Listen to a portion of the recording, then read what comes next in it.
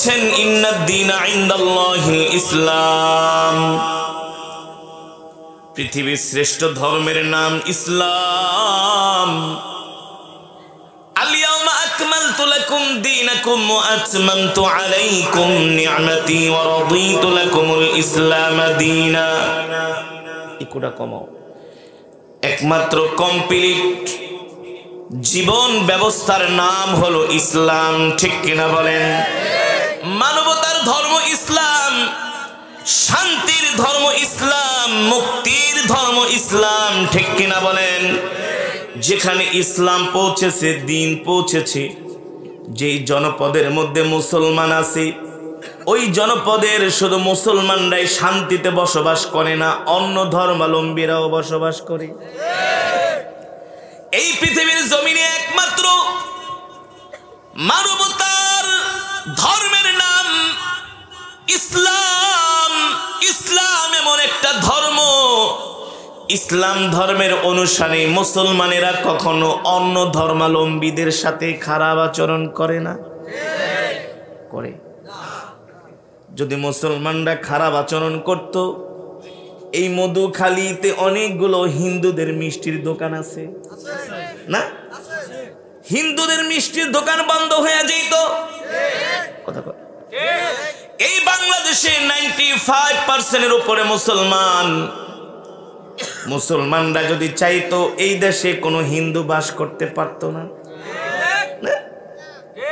কিন্তু শত শত বছর ধরে এদেশে হিন্দু ও মুসলমান একসাথে বসবাস করে মিলেমিশে। কারণ কি? কারণ হলো শান্তির ধর্ম, মুক্তির ধর্ম ইসলাম। এই ইসলাম অনুসরণ করার কারণে আমরা কোনো অন্য ধর্মাবলম্বীদের সাথে কোনো সংঘাত, কোনো মারামারি, কোনো ঝগড়ায় জড়াই না, ঠিক না? অথচ ভারতে গরু জবাই করতে দেয় না মুসলমানকে, জোর করে জয় শ্রীরাম বলায়। আমরা তো কোনোদিন কোনো হিন্দু অন্য সম্প্রদায়কে ডাক দিয়া বলি না তুই আমার ধর্মের এই নামটা বল। এই সমস্ত সন্ত্রাসী কর্মকাণ্ড মুসলমান করে না, ঠিক কিনা বলে? ইসলাম ধর্ম যে শান্তির ধর্ম, এর আরেকটা উজ্জ্বল দৃষ্টান্ত আমি আপনাদেরকে দিচ্ছি। উদাহরণ, গত 3 দিন আগে আপনারা পত্রিকায় দেখেছেন আমাদের মুজাহিদ ভাইরা যখন ইসরায়েল দখলদারদের উপরে যখন হামলা করলো, প্রায় 250 থেকে 300 ইহুদিদেরকে বন্দী করেছে। তার মধ্যে 2 জন মহিলাকে তারা 3 দিন আগে মুক্তি দিয়েছে, যাদের বয়স 80 বছরের উপরে। দেখছেন? 2 জন মহিলাকে তারা মুক্তি দিয়েছে যাদের বয়স 80 বছরের উপরে। আমেরিকা কাতারের সমঝোতায় বলছে 2 জন বয়োবৃদ্ধ মহিলা আছে তোমাদের কাছে বন্দী, 2 জনকে ছেড়ে দাও। আমার মুজাহিদ ভাইরা 2 জন বন্দীকে তারা ছেড়ে দেওয়ার জন্য যখন প্রক্রিয়া শুরু করলেন, যখন তারা তাদের ক্যাম্প থেকে ইসরায়েলি সেনাবাহিনীদের হাতে উঠায় দিবে যে নাও এই 2 জন বন্দীকে আমরা মুক্তি দিলাম, যাদের বয়স 80 বছরের উপরে, 2 জনই বন্দী মহিলা। সারা পৃথিবীর মিডিয়াগুলো ওই মহিলাদের সাক্ষাৎকার নিচ্ছে আর বলছে প্রায় 2 সপ্তাহের উপরে আপনাদেরকে বন্দী করে রাখলো হামাস যোদ্ধারা। কয় সপ্তাহ? 2 সপ্তাহ বন্দী ছিলেন তাদের কারাগারে। কেমন ছিলেন? বলে শোনো, যেই দিন তারা আমাদেরকে বন্দী করে জেলখানার মধ্যে ঢুকায়া প্রথমেই বলেছে শোনেন, আমরা ইহুদি ধর্মের মানুষ না, আমরা দখলদার জায়নবাদী সন্ত্রাসী না, আমরা মুসলমান। আমরা মুসলমানরা বিনা কারণে কারো গায়ে হাত দেই না। এতটুকুন আপনারা আশ্বস্ত থাকেন, নিশ্চিত থাকেন, আমাদের দ্বারা আপনাদের কোনো ক্ষতি হবে না। আল্লাহু আকবার।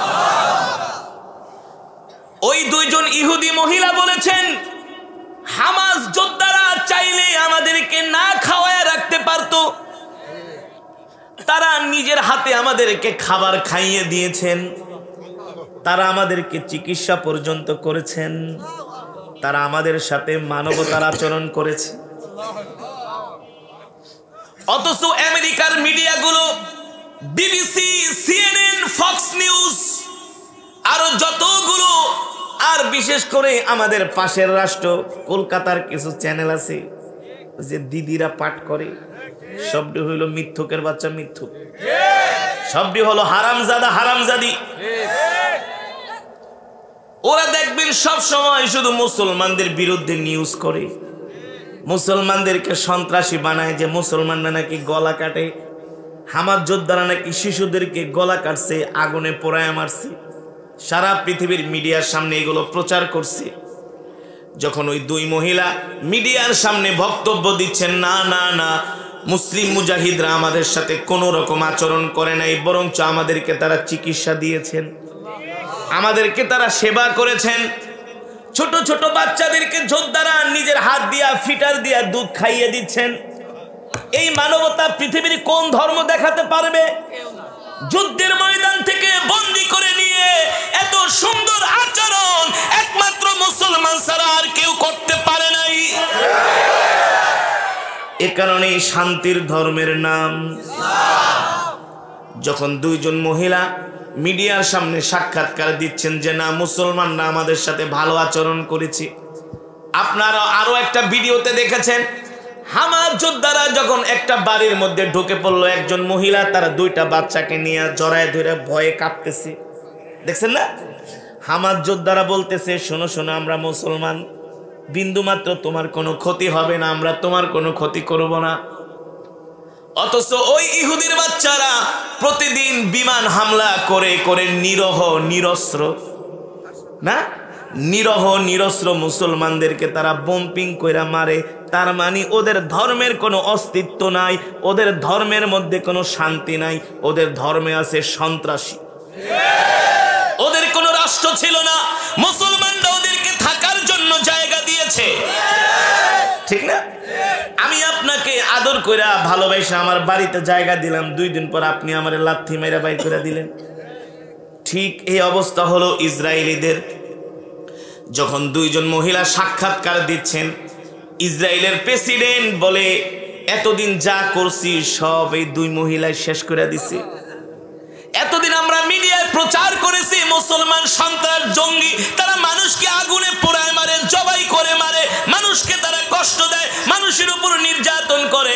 কিন্তু দুই মহিলা মিডিয়ার সামনে যা বলছে, তার মানে নেতানিয়াহুর সব চক্রান্ত ষড়যন্ত্র ফাঁস হয়ে গেছে, ঠিক কিনা বলেন?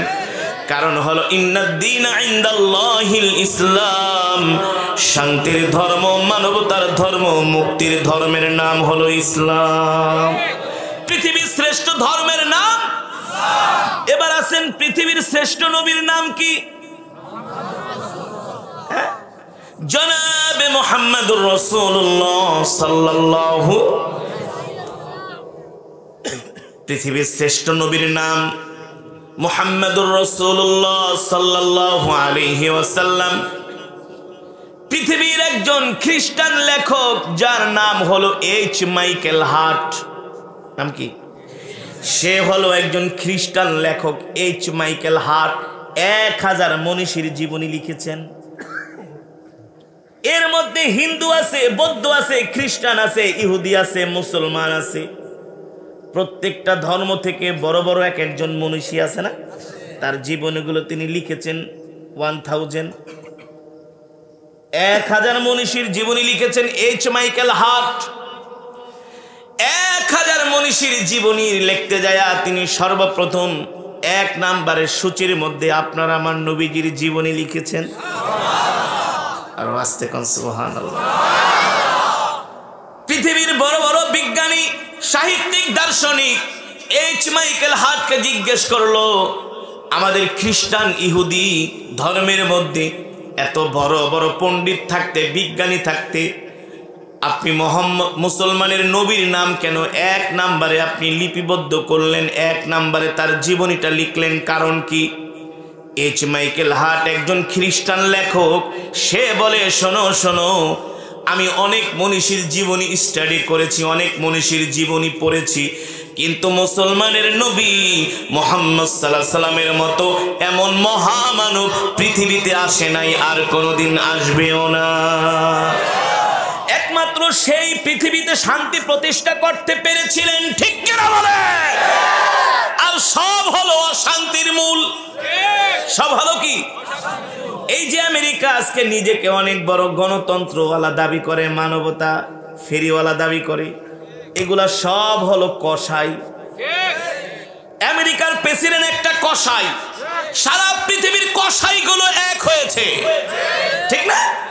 ইসরায়েলের প্রধানমন্ত্রী নেতানিয়াহু ইহুদি হারামজাদা হলো একটা কসাই। পাশের রাষ্ট্র ভারতের আরেক গুজরাটের কসাই মোদি, এটা হলো আরেক কসাই। সব কসাইগুলো এক হয়ে গেছে। আল কুফরু মিল্লাতুন ওয়াহিদা, সমস্ত কুফরি শক্তিগুলো এক হয়ে গেছে। কুফরি শক্তি যতই শক্তিশালী হোক না কেন, ইমানদার মুমিনের সামনে তারা টিকতে পারবে না ইনশাআল্লাহ। এবার বলি, আমার নবী রাহমাতুল লিল আলামিনের নাম কেন এইচ মাইকেল হার্ট 1 নম্বরে লিখলেন? তিনি বলে, শোনো শোনো, এই পৃথিবীতে যত রাষ্ট্রপ্রধান এসেছে, আমি প্রত্যেকটা রাষ্ট্রপ্রধানের জীবনী নিয়ে আমি অ্যানালাইসিস করেছি, স্টাডি করেছি, গবেষণা করেছি। কিন্তু মুহাম্মদ সাল্লাল্লাহু আলাইহি সাল্লাম যেভাবে করে মদিনায় রাষ্ট্র প্রতিষ্ঠা করেছিলেন, ওই মদিনার মধ্যে মুসলমান যেমন শান্তিতে ছিল, অন্য ধর্মাবলম্বীরাও শান্তিতে ছিল। পৃথিবীর একমাত্র প্রকৃত সুখ, প্রকৃত শান্তি প্রতিষ্ঠা করতে পেরেছিলেন মুসলমানের নবী রাহমাতুল লিল আলামিন, ঠিক কিনা বলেন? এবার আসেন মুসলমান, আমাদের ধর্ম হলো 1 নাম্বার, আমাদের নবী হলো 1 নাম্বার, ঠিক না? আমরা যেই মসজিদের দিকে কিবলা করে নামাজ পড়ি, আল্লাহর ঘর বাইতুল্লাহ, সেই বাইতুল্লাহ হলো পৃথিবীর প্রথম ঘর, পৃথিবীর শ্রেষ্ঠ ঘর। কথা বলেন? এই বাইতুল্লাহ প্রতি বছর এই বাইতুল্লাহ কম হলেও 10 থেকে 15 কোটি মানুষ বাইতুল্লাহ তওয়াফ করে, কম হলেও। আজ পর্যন্ত শুনছেন নাকি যে পৃথিবীর এমন কোন জায়গা আছে যেখানে 10-15 কোটি মানুষ যায়? আছে? আছে? আপনি বাইতুল্লাহ যখনই যাবেন তখনই ভিড়, আপনি বাইতুল্লাহর চত্বরে যখন যাবেন তখনই ভিড়। ওয়া ইজআলনাল বাইতা মাসাবাতাল লিন-নাসি ওয়া আমনা, এই বাইতুল্লাহটাকে আল্লাহ তাআলা বানিয়েছেন মুসলমানের একটা মিলন কেন্দ্র হিসাবে, যেখানে গেলে সারা পৃথিবীর জমিনে যত মুসলমান আছে, যত দেশ আছে, যত বর্ণ, না কালো সাদা ধনী গরিব, সব এই বাইতুল্লাহ আসলে আপনার সাথে দেখা হবে। পৃথিবীর যত শহর আছে, কোন শহরে, পৃথিবীর সব শহরের খাবার পাওয়া যায় না, কিন্তু বাইতুল্লাহ পাওয়া যায়। সুবহানাল্লাহ, কথা বোঝেন না? জোরে জোরে সুবহানাল্লাহ বলবেন, আল্লাহু আকবার বলবেন, এতে করে ঈমানি শক্তি বাড়বে, ঠিক কিনা বলেন? পৃথিবীর যত ভালো ভালো দামি দামি খাবার আছে সব বাইতুল্লাহ পাওয়া যায়। একটু আগে আমি যে তেলাওয়াত করেছিলাম, মিল্লাতা আবিকুম ইব্রাহিম, মুসলমানের জাতির পিতার নাম হলো ইব্রাহিম, ঠিক না? বাইতুল্লাহ মক্কা হলো, সৌদি আরব হলো মরুভূমির দেশ, কিন্তু জাতির পিতা আল্লাহর কাছে দোয়া করেছেন, আল্লাহ এই বাইতুল্লাহ কোনোদিন যাতে খাবারের অভাব না পড়ে। এই কারণে পৃথিবীর সব জায়গা থেকে ভালো ভালো খাবারগুলো আগে বাইতুল্লাহ যায়। পৃথিবীর যত ফল আছে সব ফলগুলো আপনি বাইতুল্লাহ পাবেন, কোথাও না পেলেও। সুবহানাল্লাহ। তার মানে পৃথিবীর বাইতুল্লাহ তওয়াফের জন্য কোটি কোটি মুসলমান বাইতুল্লাহ যায়। আমরা যেই বাইতুল্লাহর দিকে কিবলা করে নামাজ পড়ি, যেই বাইতুল্লাহ মিন মসজিদিল হারাম ইলাল মসজিদিল আকসা, যে হারাম থেকে আমার নবী মেরাজ করেছিলেন, আমাদের প্রথম কিবলা মসজিদুল আকসায়, ঠিক কিনা বলেন? এই বাইতুল্লাহ হলো পৃথিবীর শ্রেষ্ঠ ঘর, পৃথিবীর দামি ঘর। এই ঘরের মতো এত দামি ঘর পৃথিবীতে আর কেউ বানাতে পারবে না, ঠিক কিনা বলেন? পৃথিবীর একেবারে মাঝখানে হলো বাইতুল্লাহ। আজ পর্যন্ত যত বড় বড় বিজ্ঞানীরা চাঁদে ভ্রমণ করেছেন, আকাশে ভ্রমণ করেছেন, পৃথিবীর কোনো জায়গা যদি তাদের স্যাটেলাইটে না ধরা খায়, পৃথিবীর একটা ঘর বাইতুল্লাহ সমস্ত বিজ্ঞানীদের স্যাটেলাইটে ধরা খায়। সেই বাইতুল্লাহ হলো পৃথিবীর শ্রেষ্ঠ ঘর। আল্লাহু আকবার, জোরে বলেন আল্লাহু আকবার। তাহলে মুসলমান, আমাদের ধর্ম হলো শ্রেষ্ঠ ধর্ম। আমরা নবীও পেলাম শ্রেষ্ঠ নবী, ঘরও পেলাম শ্রেষ্ঠ ঘর। পৃথিবীর শ্রেষ্ঠ কিতাবের নাম আস্তে কম, নাম কি? আজ পর্যন্ত কোরআনের মধ্যে কেউ একটা ভুল দেখাইতে পারে নাই, পারবেও না। অথচ অন্য ধর্মাবলম্বীদের যত ধর্মীয় কিতাব আছে সব কিতাবের মধ্যে 2 নাম্বারই ঢুকে গেছে, কাট ছাট করা হয়েছে, ঠিক কিনা বলেন? অথচ আমাদের ধর্মীয় কিতাব আল কোরআন, ঠিক কিনা বলেন? আল্লাহ তাআলা চ্যালেঞ্জ ছুড়ে দিয়েছেন, যালিকাল কিতাবুল লা রাইবা ফীহি হুদাল লিল মুত্তাকিন। এই কোরআনের মধ্যে কোনো সন্দেহ নাই, ভুল নাই, ভুলের অবকাশও নাই। আল্লাহু আকবার। তাহলে আমাদের ঘর বাইতুল্লাহ হলো পৃথিবীর শ্রেষ্ঠ ঘর, আমাদের কোরআন হলো পৃথিবীর শ্রেষ্ঠ কিতাব, ঠিক কিনা বলেন? আমাদের নবী হলো পৃথিবীর শ্রেষ্ঠ নবী। তাহলে আমরা কোরআন পেলাম শ্রেষ্ঠ, নবী পেলাম শ্রেষ্ঠ, ধর্ম পেলাম শ্রেষ্ঠ, আল্লাহর ঘর পেলাম শ্রেষ্ঠ।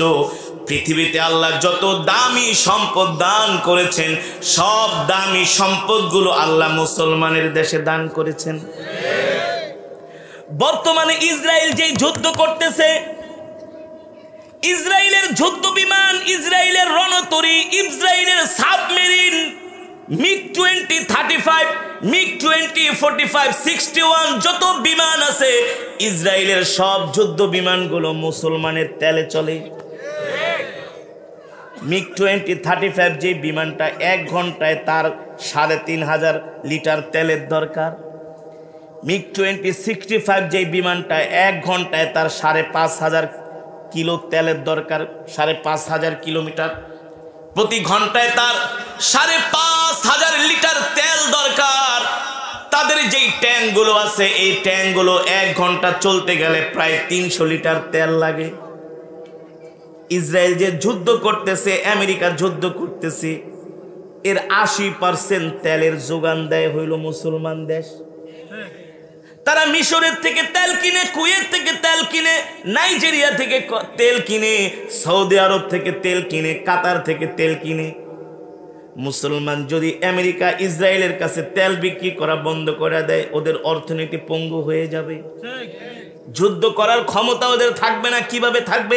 তেল ছাড়া তো যুদ্ধ বিমান চলবে না, যুদ্ধ জাহাজ চলবে না, ট্যাঙ্ক চলবে না, কামান চলবে না, ঠিক কিনা বলেন? তাহলে পৃথিবীর দামি সম্পদ হলো তেল। এই তেল আল্লাহ মুসলমানের দেশে দান করেছেন। তাহলে আমরা নবী পাইলাম শ্রেষ্ঠ, কোরআন পাইলাম শ্রেষ্ঠ, ধর্ম পাইলাম শ্রেষ্ঠ, পেলাম শ্রেষ্ঠ, পৃথিবীর সম্পদ দামি তেলও পেলাম, ঠিক কিনা বলেন? সব দিক থেকে আমরা আগায়া, সব দিক থেকে আমরা নাম্বার 1। কিন্তু পৃথিবীর জমিনে সবচেয়ে বেশি মার খায় মুসলমানেরা, এই কথা বলেন। পৃথিবীতে সবচেয়ে মার খায় মুসলমানেরা। কারণ কি? কারণ কি? যারা সব দিক থেকে নাম্বার 1 তারা তো অন্য জাতির মার খাইতে পারে না। মুসলমান তো অন্য জাতির গোলামি করতে পারে না, ঠিক কিনা বলেন? তাহলে আমরা মুসলমান কেন মার খাই? আমাদের মুসলমানের মার খাওয়ার একটা মাত্র কারণ হলো আমরা মুসলমান আল্লাহর হুকুম, আল্লাহর বিধান, জিহাদকে ছেড়ে দিয়েছি। শুধু জিহাদ, জিহাদ, জিহাদ, জিহাদ ছেড়ে দেওয়ার কারণে আমরা মার খাই। আরে আমরা তো সেই মুসলমান, ভারতবর্ষ আমরা 600 বছর শাসন করেছি। কয়শো বছর?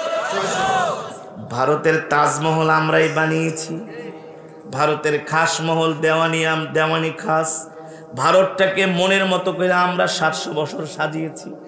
কথা কোন? বানায় বলতেছি, বানায় বলি। স্পেন তো আমরাই বিজয় করেছি, অটোমান সাম্রাজ্য, সেই ওসমানীয় খেলাফত সালতানাতরা সারা পৃথিবী শাসন করেছি। আজকে আমাদের অধপতন কারণটা কি? আজকে আমরা কেন ইহুদি খ্রিস্টানদের মার খাই? আমরা কেন তাদের গোলামি করি? অথচ আমাদের তো তাদের গোলামি করার কথা না, ওদের তো আমাদের গোলামি করার কথা। ঠিক কিনা বলেন? আমরা মার খাই এর একমাত্র কারণ হলো আমরা জিহাদ ছেড়ে দিয়েছি, আল্লাহর হুকুম আল্লাহর বিধান ছেড়ে দিয়েছি। আর মুসলমানদের মাঝে কিছু নামদারি মুনাফিক আছে, দালাল আছে, তারা যুগে যুগে মুসলমানদেরকে ক্ষতি করছে। ঠিক কিনা বলেন? আপনাদেরকে একটা আশ্চর্য ঘটনা শোনাই। আজকে যে মসজিদুল আকসা নিয়ে লড়াই হচ্ছে, জিহাদ হচ্ছে, এই মসজিদুল আকসা পৃথিবীর কোন বর্তমানে যারা রাষ্ট্রপ্রধান আছে তাদের দ্বারা এই মসজিদুল আকসা উদ্ধার করা সম্ভব না। যত টাইওয়ালা কোটওয়ালা দেখেন এগুলোর দ্বারা সম্ভব না। কারণ পৃথিবীর 57টি মুসলিম রাষ্ট্র আছে, প্রত্যেকটা মুসলিম রাষ্ট্রের রাষ্ট্রপ্রধানরা হলো ইহুদিদের দালাল। কেউ আমেরিকার দালাল, কেউ ইসরায়েলের দালাল, কেউ ভারতের দালাল, কেউ জার্মান ফ্রান্সের দালাল। এই দালালদের দ্বারা মসজিদুল আকসা মুক্ত হবে না। বিশ্বাস করেন না? ওরা শুধু হুমকি দামকি মারবে, কিন্তু ওরা যুদ্ধের ময়দানে যাইতে সাহস পায় না, কারণ ওদের ঈমান দুর্বল। ওরা আল্লাহর উপর ভরসা করে না। ওরা আমেরিকার অস্ত্রের দিকে তাকায় ভয় পায়, ইসরায়েলের আধুনিক প্রযুক্তির অস্ত্রের দিক থেকে তারা ভয় পায়। তারা যদি আল্লাহর উপরে ভরসা করত, আল্লাহ তাআলা কোরআনের মধ্যে কি বলছেন দেখেন, ইয়াকুম মিনকুম 20 সাবিরুনা ইয়াগলিবু মিআতাইন ওয়া ইয়াকুম মিনকুম মিআতুন ইয়াগলিবু আলফান মিনাল্লাযীনা কাফারু বিআন্নাহুম কওমুন লা ইয়াফকাহুন। আল্লাহ রাব্বুল আলামিন বলেন, নবী আপনি যাদেরকে দাওয়াত দিয়েছেন তাদের মধ্য থেকে যদি 20 জন হয়, কয়জন?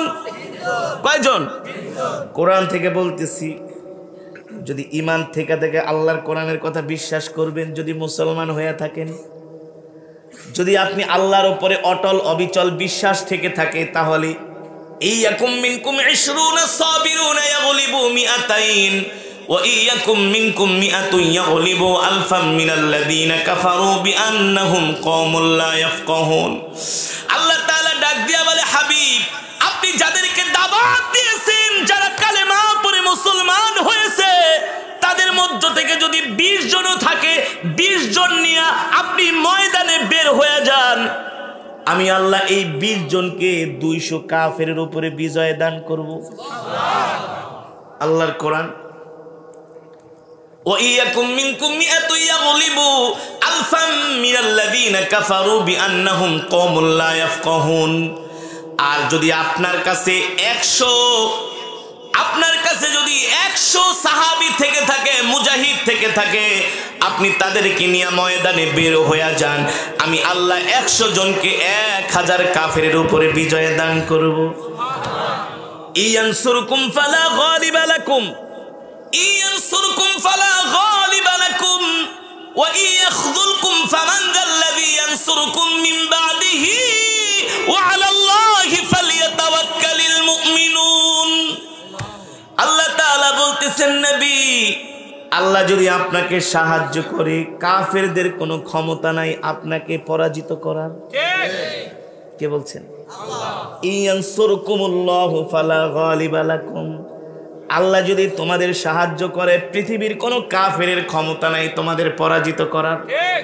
আজকে পৃথিবীর পরাশক্তি ইসরায়েল আমেরিকার সাথে ক্ষুদ্র একটা দল হামাস বাহিনী আজকে 20 দিন হয়ে গেল তারা যুদ্ধ করতেছে। ঠিক কিনা বলেন?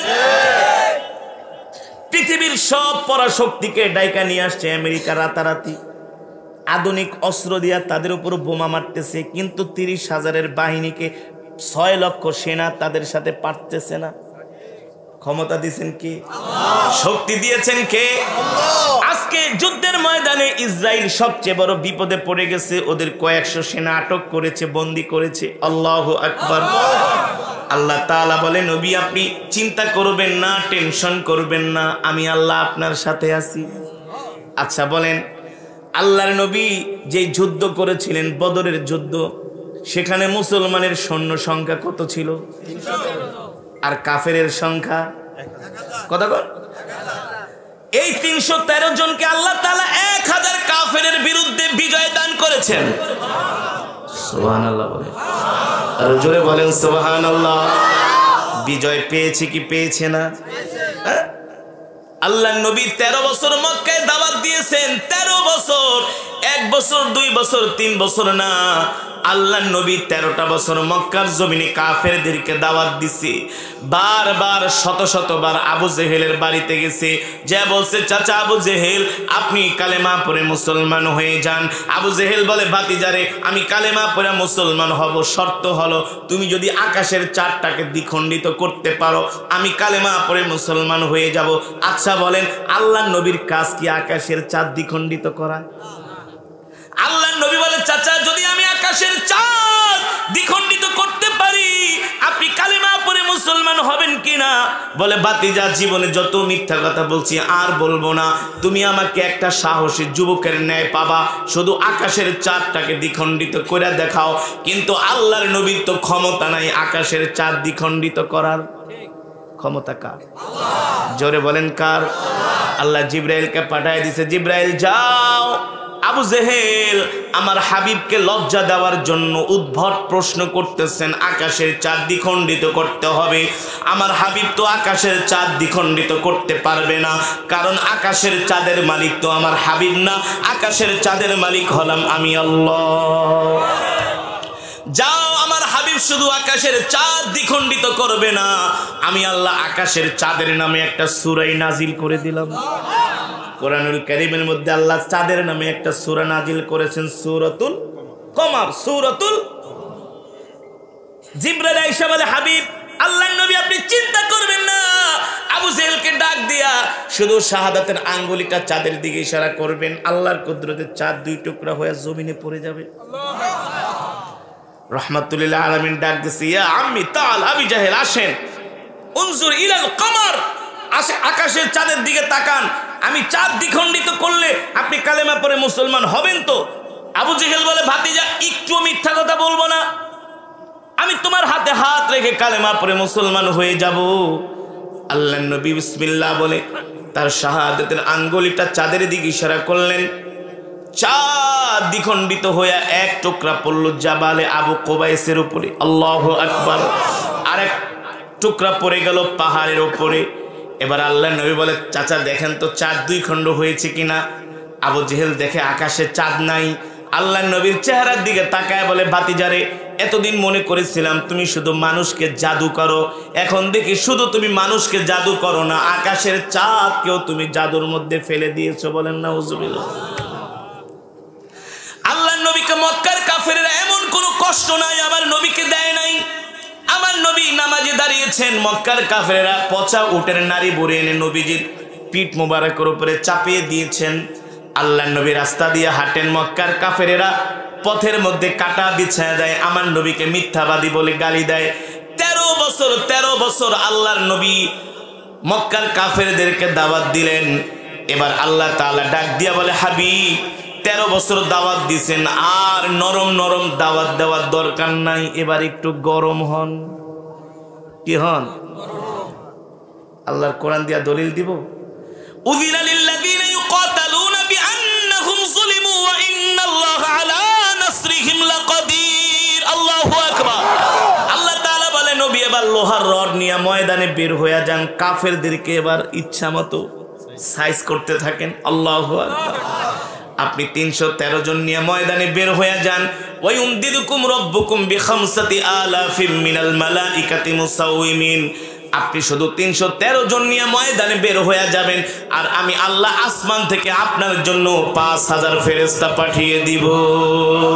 জোরে বলেন সুবহানাল্লাহ। আল্লাহ তাআলা নবীকে সাহায্য করছেন কি করছেন না? আজকে সারা পৃথিবীতে মুসলমান মার খাইতেছে, ফিলিস্তিনে মুসলমান মার খায়, প্রত্যেকটা মুসলমানের জন্য জিহাদ ফরজ হয়ে গেছে। এখনো আমরা জিহাদের সেই আমল করি না, জিহাদের জন্য ময়দানে বের হই না। দুর্বল নারী পুরুষরা চিৎকার করে বলে, এ পৃথিবীর মুসলমানরা তোমরা আমাদেরকে বাঁচাও, আমাদেরকে ভুলে যাও না, আমরাও তো তোমাদের ভাই তোমাদের বোন, তোমরা কিভাবে আমাদেরকে ভুলে যাও?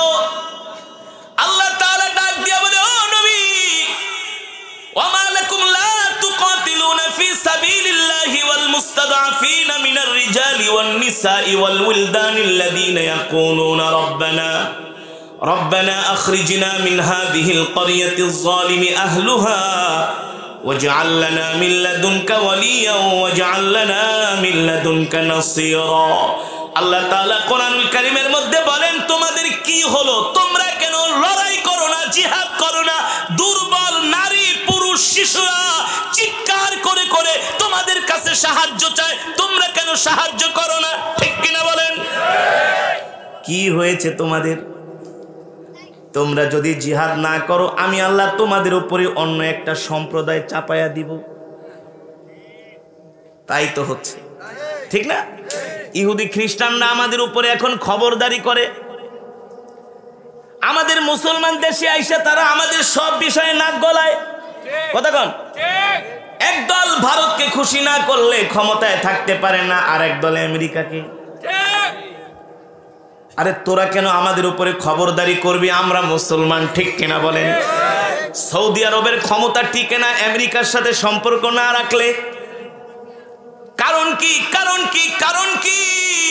আমরা ইসলাম থেকে দূরে সরে গেছি, আল্লাহর উপরে আমাদের বিশ্বাস নাই। এই কারণে ইহুদি খ্রিস্টানরা আমাদের উপরে খবরদারি করে, আমাদের দেশ নিয়ে মাথা ঘামায়, মুসলমানের দেশ নিয়ে তারা কথা বলার সাহস পায়। আর মুসলমানরা যদি ঈমানওয়ালা হতো, 57টি মুসলিম রাষ্ট্রের রাষ্ট্রপ্রধানরা এক কাতারে এসে যদি ঘোষণা দিত, ইসরায়েল আর একটা বোম যদি ফিলিস্তিনের জমিনে ফালাও, আমরাও তোমাদের দেশের উপরে একসাথে হামলা করতে বাধ্য হব, সাহস পাইতো? আর যদি বলতো তোমাদের কাছে আমরা আরবরা আর তেল বিক্রি করব না, তেল বিক্রি করা বন্ধ, আছে? সাহস আছে ইসরায়েলে? আমেরিকা দেখবেন পরের দিন ভিক্ষার থুলি নিয়ে নিয়ে মুসলমানের দেশে দেশে ঘুরবে যে তেল দাও, তেল দাও। নাহলে ওরা কিভাবে বাঁচবে? কিন্তু আমাদের মুসলিম শাসকদের ঈমান দুর্বল হয়ে গেছে, তারা হক কথা বলতে ভয় পায়, ঠিক কিনা বলেন?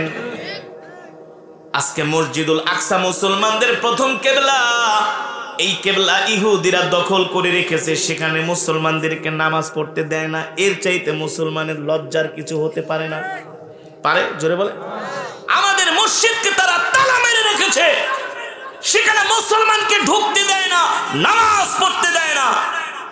আর মুসলমান শাসকরা রাজপ্রাসাদে বৈশা বৈশা তারা আরামে আরামে ফুর্তি করতেছে, ঠিক না? এই সমস্ত শাসকদের দ্বারা মসজিদুল আকসা দখল মুক্ত হবে না। তার কারণ হলো এই সমস্ত শাসকদের মাঝে আল্লাহর ভয় নাই, রসুলের তরিকা নাই। ওসমানীয় সালতানাতের স্বাধীন খলিফা আব্দুল হামিদ রহমতুল্লাহি আলাই বাইতুল মুকাদ্দাস বিজয় করেছিলেন। কেমন ছিলেন খলিফা আব্দুল হামিদ? বলবো, ইমানদার মুত্তাকিন খোদা ভীরু ছাড়া কখনোই আল্লাহর জমিনে আল্লাহর দ্বীনের কোনো উপকার হয় না। তারা শুধু ধর্মটাকে ব্যবহার করে তাদের স্বার্থের জন্য। আর যারা সত্যিকারে মুসলমান আশিকে রাসূল, তারা আল্লাহর দ্বীন আল্লাহর জমিনে বিজয় করার জন্য তাদের জান মাল আল্লাহর রাস্তায় কোরবানি করে দেয়, আল্লাহ ছাড়া কাউকে ভয় পায় না, ঠিক কিনা বলেন? খলিফা আব্দুল হামিদ বাইতুল মুকাদ্দাস বিজয় করলেন। ইহুদিরা আয়েশা বলতেছে, খলিফা আমাদেরকে একটু জায়গা বিক্রি করেন, জেরুজালেমের কিছু জায়গা আমাদের কাছে বিক্রি করেন। খলিফা আব্দুল হামিদ বলে, এই জেরুজালেমের মাটির মালিক তো আমি না, এই জেরুজালেমের মাটির মালিক হলো মুসলমানরা। তোমাদের কাছে আমি কিভাবে বিক্রি করব? তবে তোমরা যদি এখানে থাকতে চাও কর দিয়া থাকবা, কিন্তু জমির মালিকানা পাবা না। সেই খলিফা আব্দুল হামিদ রহমতুল্লাহি আলাইহি এমনি এমনি মসজিদুল আকসা বিজয় করে নাই। তার শাসনামলে ইহুদি খ্রিস্টানদের হাত থেকে এমনি মসজিদুল আকসা তিনি দখলমুক্ত করতে পারেন নাই। আল্লাহর প্রতি তার অটল অবিচল বিশ্বাস ছিল, আল্লাহ রসুলের খাঁটি আশেক ছিল, খাঁটি আশেক। আব্দুল হামিদ রহমতুল্লাহি আলাইহি যখন তিনি সালতানাতের দায়িত্বে, খলিফার দায়িত্বে, তার একজন জনগণ, একজন নাগরিক, হত দরিদ্র একজন নাগরিক ঋণগ্রস্ত হয়ে গেছে। সে অনেক বড় রসুলের আশেক, এমনভাবে ঋণগ্রস্ত হয়ে গেছে ঋণ পরিশোধ করার মতো আর তার কোনো ক্ষমতা নাই, সম্পদ নাই। প্রতিদিন রাত্রে তিনি দুরূদ শরীফ পড়া পড়া ঘুমায়।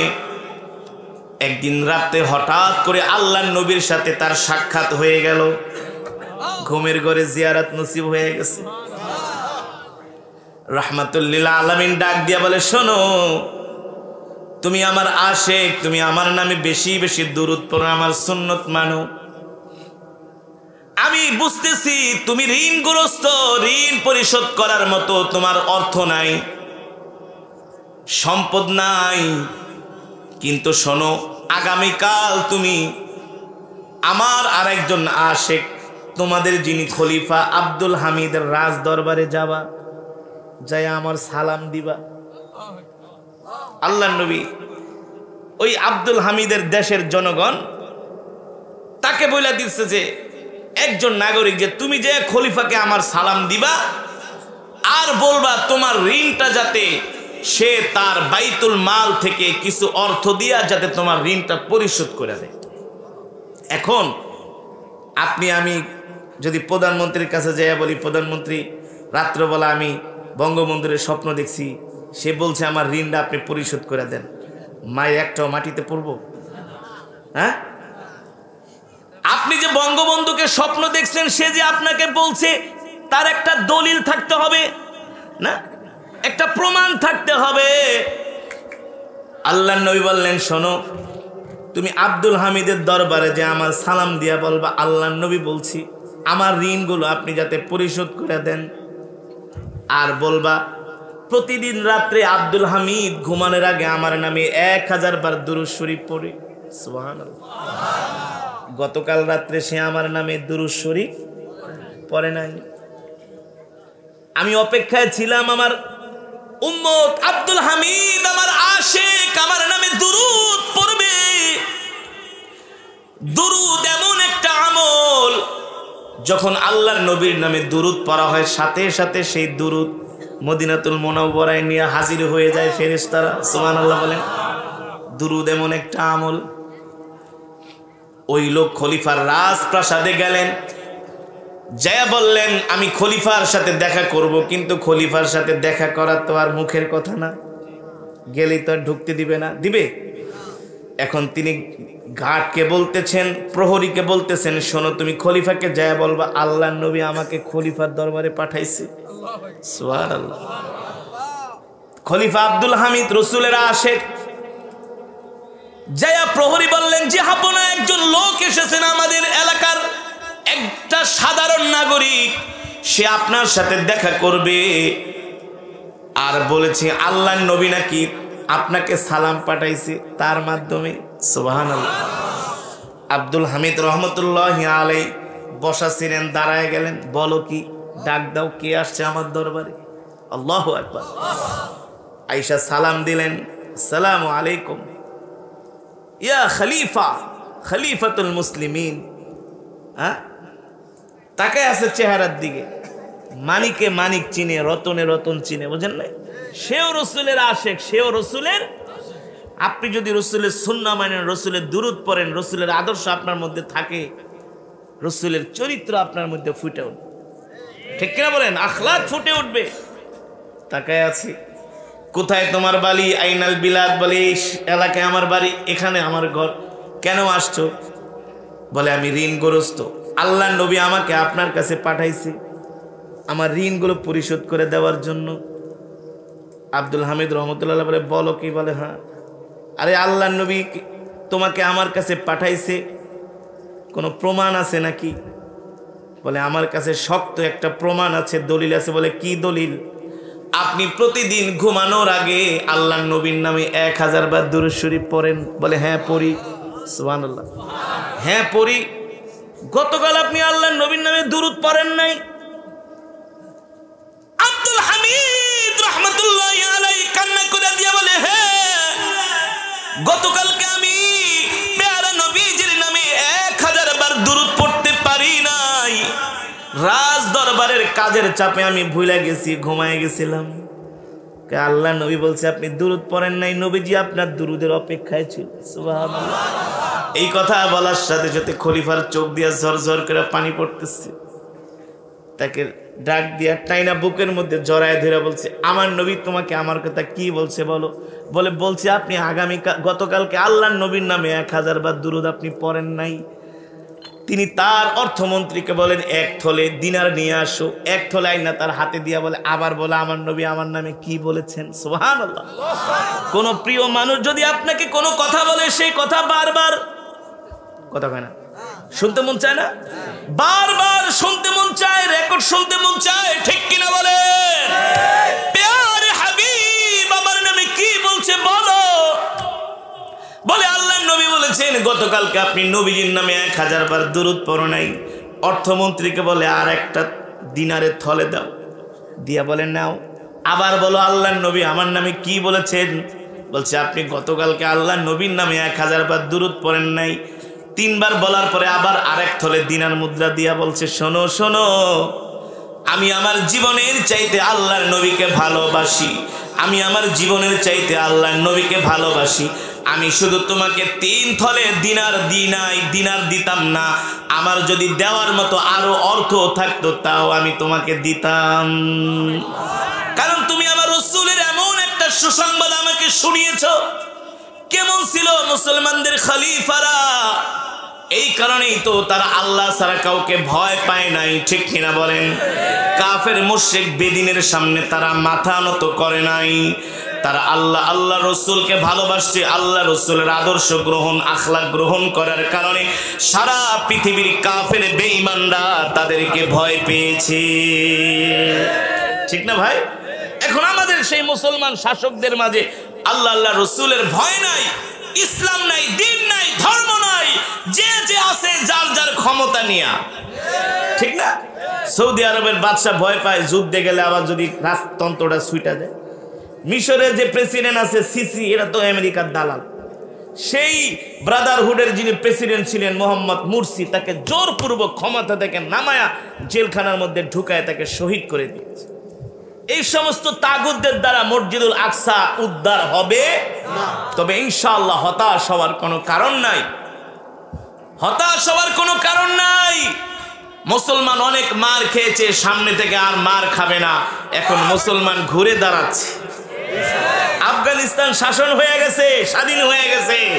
সারা পৃথিবীর মুসলিম দেশের মধ্যে একটা ঐক্য হওয়া শুরু হয়েছে, ঠিক কিনা বলেন?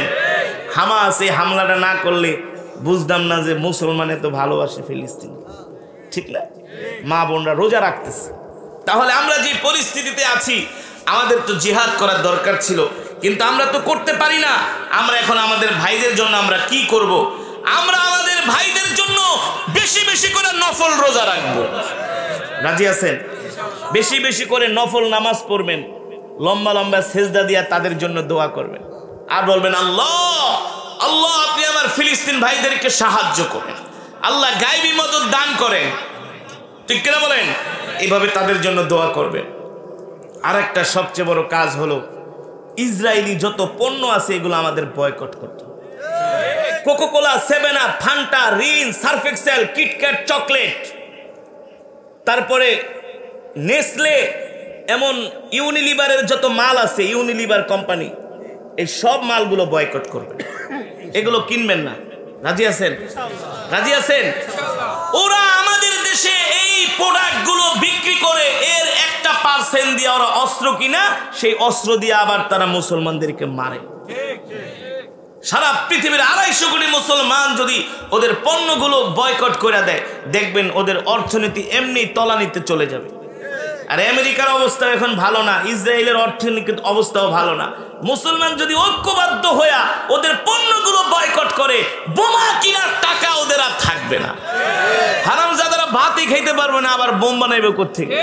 ওরা তো আমাদের পয়সা দিয়া চলে, ওরা আমাদের তেল দিয়া চলে, ঠিক কিনা বলেন? ওদের পণ্যগুলো বয়কট করবে। ইসরায়েলি কি কি পণ্য আছে এগুলোর লিস্ট আছে, এগুলো দেখে দেখে খুঁজা খুঁজা ওদের পণ্যগুলো কিনবেন না।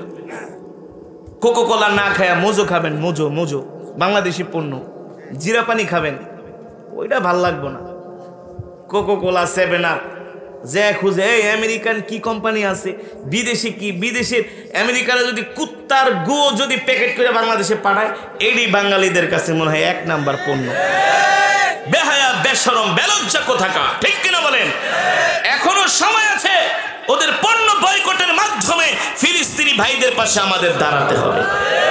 ইনশাআল্লাহ মুসলমানের বিজয়ের ধারা ইনশাআল্লাহ শুরু হয়ে যাবে, আর বেশি দিন দূরে নয়। দেখবেন মুসলমান আর মার খাবে না, সারা পৃথিবীর ক্ষমতা মুসলমানের হাতে আসবে। কিন্তু এত সোজা না, রক্তের নদী পার হয়ে যেতে হবে, তারপরে লক্ষ লক্ষ শহীদ হতে হবে আল্লাহর রাস্তায়। আর সবসময় নিজেকে মানসিকভাবে প্রস্তুত রাখবেন, যদি জিহাদ করার সুযোগ আইসা পড়ে, সীমান্ত খুলে দিলে আমরাও জিহাদের জন্য বের হয়ে যাব ইনশাআল্লাহ। আমরা আল্লাহ ছাড়া কাউকে ভয় করি না, আল্লাহ ছাড়া কারো সামনে মাথা নত করি না, ঠিক কিনা বলেন? আল্লাহর বান্দা, আমরা বয়ানের শেষ পর্যায়ে চলে আসছি। আমি বলছি আপনাদেরকে নিয়ে আমি ফিলিস্তিনি মুসলমানদের জন্য কান্না করে করে দোয়া করবেন ইনশাআল্লাহ। কেউ যাবেন না, আমরা দোয়া করে যাব ইনশাআল্লাহ। আজকে যে মাদ্রাসার উদ্যোগে মাহফিল, এই মাহফিলের কিছু খরচের জন্য আপনাদের কাছে আহ্বান করা হয়েছে। একজন উঠবেন না, বসেন, এই মোনাজাত না দিয়ে যাবা না, বসুন। আমরা আল্লাহুল্লাযী লা ইলাহা ইল্লা হুয়াল হাইয়ুল কাইয়্যুম ওয়া আতুবু ইলাইহি লা হাওলা ওয়ালা কুওয়াতা ইল্লা বিল্লাহিল আলিয়্যিল আযীম। আমরা এখন সকলের জন্য দোয়া করব, যারা মাহফিলের আয়োজন করেছেন তাদের জন্য দোয়া করব, রাহেলাতুন নিসা মহিলা মাদ্রাসার জন্য দোয়া করব। আপনারা এই মাদ্রাসায় আপনাদের কন্যা সন্তানদেরকে ভর্তি করায় আলেমা বানাবেন, এই মাদ্রাসার দিকে খেয়াল রাখবেন, মাদ্রাসাকে মহাব্বত করবেন, মাদ্রাসার পাশে থাকবেন, মাদ্রাসার খেদমত করবেন, তাহলে আল্লাহ তাআলা রাজি এবং খুশি হয়ে যাবে ইনশাআল্লাহ। আমরা এখন দোয়া করব ইনশাআল্লাহ। বিশেষ করে আমরা প্যালেস্টাইনি মুসলমান ভাইদের জন্য আমরা চোখের পানি ছেড়ে আল্লাহ তাআলার কাছে দোয়া করব। আল্লাহ তাবারক ওয়া তাআলা তাদেরকে তার রহমতের চাদর দিয়ে নিরাপত্তা দান করুন, বলে আমিন। আল্লাহুম্মা আমিন।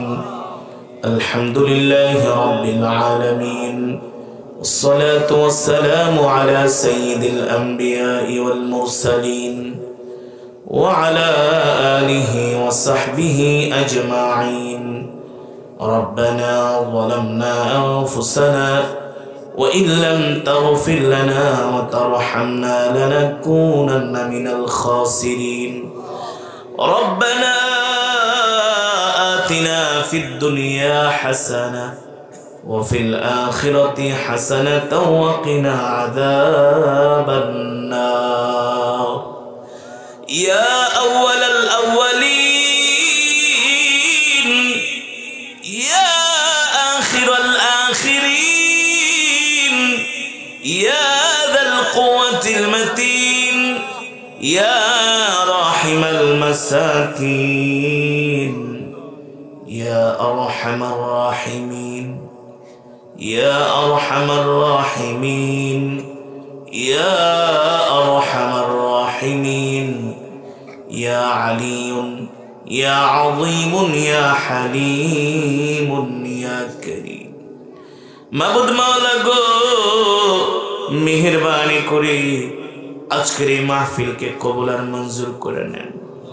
এই মাহফিলের সওয়াব কোটি কোটি গুণ বাড়ায়া সোনার মদিনায় পৌঁছে দেন। প্যারা নবীজির পরিবার পরিজন আহলে বায়তদের আরওয়াহ পাকের হাদিয়া পৌঁছে দেন। মেহেরবানি করে আল্লাহ বদরের সাহাবী, উহুদের সাহাবী, খন্দকের সাহাবী, সমস্ত সাহাবা আজমাইনদের আরওয়াহ পাকের হাদিয়া পৌঁছে দেন। জান্নাতুল মুআল্লা, জান্নাতুল বাকিতে যারা শুয়ে আছেন মালিক, সকলের আরওয়াহ পাকের হাদিয়া পৌঁছে দেন। মেহেরবানি করে আল্লাহ আমাদের জনম দখনি আব্বা জান আম্মা জানের কবরে আযাব মাফ করে দেন। আব্বা আম্মার কবরকে জান্নাতের বাগান বানায় দেন।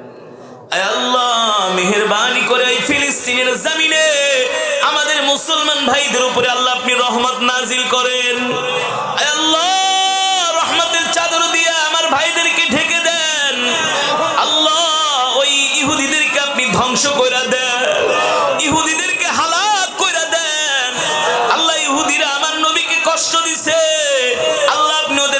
100 শুদ্ধ আল্লাহ আপনি নাস্তানাবুদ করে দেন।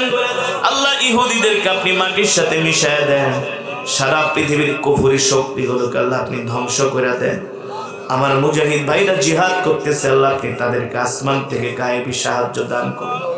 আল্লাহ যারা শহীদ হয়েছে আল্লাহ তাদের কবরকে জান্নাতের সুউচ্চ মাকাম দান করে দেন। আল্লাহ মসজিদুল আকসা বাইতুল মুকাদ্দাসকে বিজয় করার তৌফিক দিয়া দেন। সারা পৃথিবীর মুসলমানদেরকে এক হওয়ার তৌফিক দিয়া দেন। আল্লাহ আমরা এক হয়ে যেন দ্বীনের জন্য, মসজিদুল আকসার জন্য জিহাদ করতে পারি। আল্লাহ ঈমানি শক্তি বাড়ায় দেন। আল্লাহুম্মা রযুকনি শাহাদাতান ফি সাবিলিক ওয়াজআল মাউতি বালাদি ফি রাসূলিক। আল্লাহ সারা পৃথিবীর মুসলমানদেরকে এক কাতারে আসার তৌফিক দেন, ঐক্যবদ্ধ হওয়ার তৌফিক দেন।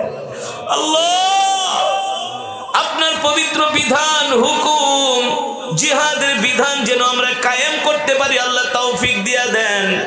সারা পৃথিবীতে কোরআনের রাজ কায়েম করে দেন। আল্লাহ সারা পৃথিবীর মুসলমানের জান মাল আপনি হেফাজত করিয়ে। আল্লাহ আমাদের গুনার কারণে, নাফরমানির কারণে আল্লাহ আমাদেরকে ধ্বংস করে দিয়ে না। আল্লাহ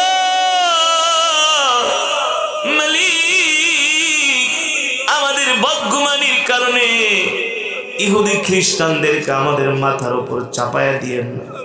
আল্লাহ আপনি আমাদের উপর রাজি খুশি হয়ে যা। আল্লাহ আমরা যেন এক হইয়া ময়দানে নামতে পারি, আল্লাহ তৌফিক দেন। আল্লাহ ইমাম মাহদিকে আল্লাহ আমাদের জন্য পাঠায়া দেন।